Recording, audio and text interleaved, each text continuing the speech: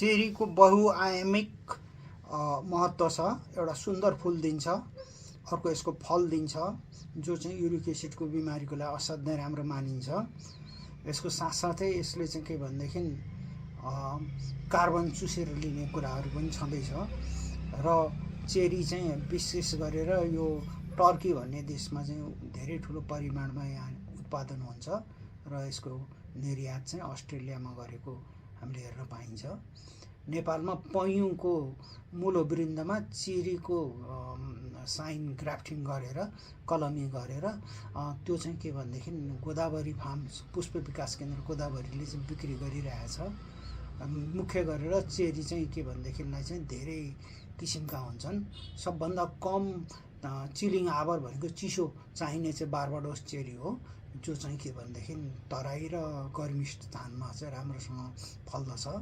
त्यसपछि आएर 200 देखि 300 घण्टाको चिलिङ आवर चाहिने 3वटा चेरीहरू छन्। तिनीहरू चाहिँ काठमाडौँ उपत्यका र वरिपरिका जग्गाहरूमा चाहिँ हामीले लगाउन सक्छौँ। र ती चाहिँ चेरीहरू हुन् भनेको चाहिँ रोयल अनि मिनी रोयल अनि रोयल क्रिस्मा भन्ने भेराइटी हुन्। यिनीहरू भेराइटीहरू चाहिँ म यहाँ नाम तल दिन्छु र यी भेराइटीहरू चाहिँ 200 देखि 300 घण्टाको चाहिँ चिलिङ आवरमा चाहिँ यिनीहरू हुन्छन्।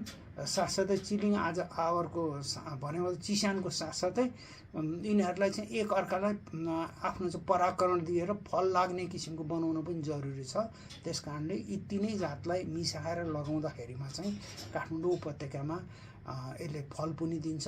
र चेरीको फल जुन हो त्यो चाहिँ के भनेदेखिलाई चाहिँ पानमा चाहिँ हाल्ने गरेको छ। पानमा साथै यो बर्थडे केकहरूमा पनि माथि चेरी राख्ने गरेको छ। र विकसित मुलुकहरूमा चाहिँ चेरी चाहिँ एउटा चाहिँ फलको रूपमा खाने चलन छ। र विशेष गरेर चाहिँ यो युरिक एसिडको बिमारीहरूले पनि यसको चाहिँ के भनेदेखि सेवन गरेको चाहिँ यो माथि देखाइएको जुन बोटहरू हो यो पयुँको बोट हो र यो पयुँ फलिरहेछ त्यो बोटमा अहिले। यो फेब्रुअरी 17 को हाराहारी छ आज, अनि 2026 फेब्रुअरी 17 छ। साथसाथै यो चाहिँ बिउ अहिले लागिरहेछ चेरीमा अथवा यो के भन्छ पयुँमा। अनि यसलाई चाहिँ हामी रुट स्टकको रूपमा यसलाई प्रयोग गर्न सक्छौँ। र अहिले यो बोरामा जुन राखिएको छ 1 नम्बर र 2 नम्बरको चाहिँ जुन चेरीको बोट हो त्यो पयुँमा ग्राफ्ट गरेको मुस्ताङको 1 र 2 नाम गरेको जात चाहिँ हो। यो चाहिँ उच्च पहाडको लागि उपयुक्त हो यी दुईटा जातहरू। र यो अर्को चाहिँ यो चेरीको चाहिँ फुलेको फुल हो जो अति नै सुन्दर छ।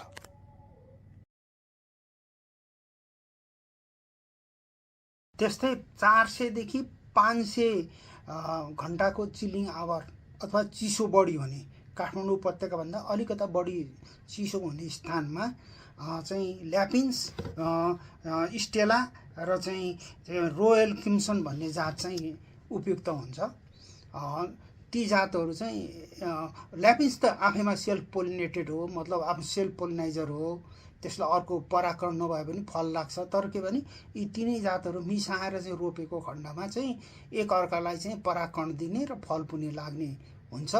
र चाहिँ विशेष गरेर चाहिँ के भने काठमाडौँ उपत्यकादेखि अलिकता बढी चिसो जस्तै के भन्नु ककनी साइड, अलिकता धुमखर्क साइड, अलिकता चिसो ठाउँमा भनौँ न यो निगाले साइडतिरमा चाहिँ यिनीहरूलाई लगाउँदाखेरिमा चाहिँ यिनीहरूले चाहिँ फल दिन्छ। साथै यसको फुल चाहिँ अत्याधिक सुन्दर हुने हुनाले पर्यटकको यी स्थानहरूमा जमघट हुने सम्भावना पनि हुन्छ।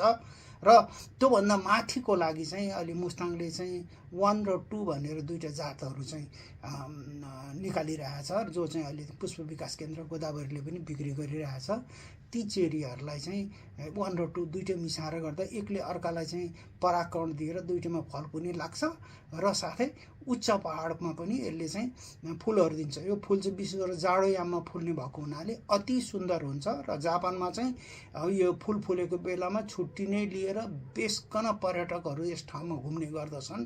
साथसाथै यसको चाहिँ के भनेदेखि हामीले आन्तरिक खपतबाट बढी हामीले उत्पादन गर्न सकेको खण्डमा हामीले चाहिँ के भने इन्डिया साथै अस्ट्रेलिया र विभिन्न देशमा निर्यात पनि गर्न सक्छौँ।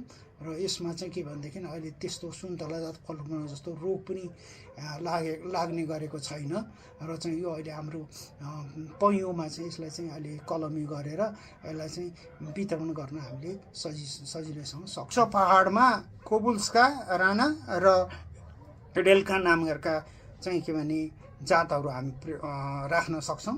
ती जातहरू चाहिँ के भने बढी मात्रामा चाहिँ चिसो चाहिने, चिलिङ आवर बढी चाहिने हुन्। त्यसको साथसाथै हाम्रो चाहिँ मुस्ताङ फार्मले 1 र 2 नम्बरका चेरी भनेर चाहिँ के भनेदेखि हामी राखेका छौँ। ती चाहिँ उच्च पहाडमा धेरै राम्रो चाहिँ उत्पादन दिइरहेछ। साथसाथै यो चाहिँ के भनेदेखिलाई चाहिँ अब जाडोमा अत्याधिक सुन्दर फुलहरू दिने र फल पनि दिने। फलको चाहिँ बजार चाहिँ अहिले चाहिँ मोनोपोली जस्तो छ, छँदै छैन। नेपालमा चाहिँ उत्पादन करिब छैन भन्दा पनि हुन्छ यो। र यसमा चाहिँ स्याउमा जस्तो रोग पनि लाग्दैन र यस बालीलाई अगाडि बढाउनु पर्ने मैले देख्दछु।